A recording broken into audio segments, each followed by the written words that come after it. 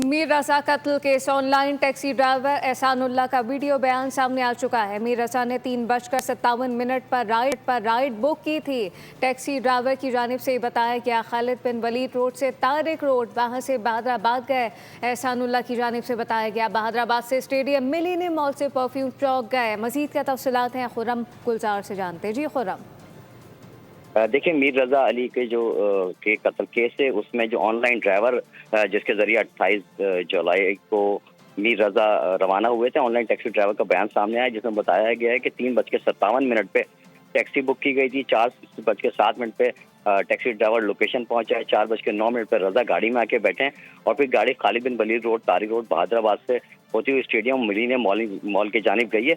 इस दौरान मीर रजा ने गाड़ी में जो टैक्सी है उसका ब्लूटूथ कनेक्ट किया और अब गाने भी सुने।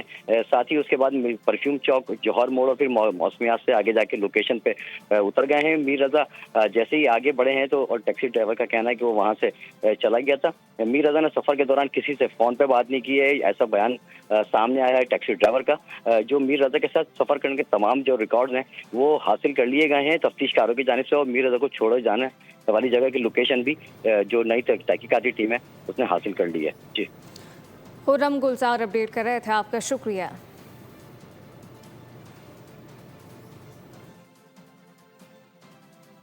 3:57 पे मीर रजा का रेट आ गया। बिल्कुल मैंने कबूल किया उसका रेट।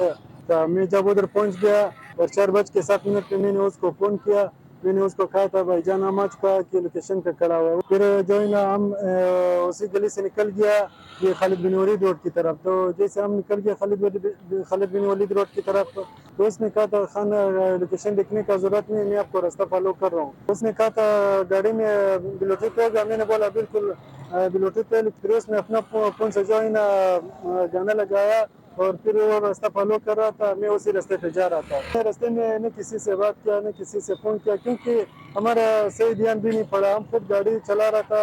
उसने बोला गाड़ी तेज चलाओ, वहाँ पे हमें जल्दी पहुँचाओ। सब्सक्राइब करें और बेल दबाएं ताकि कोई खबर रह न जाए।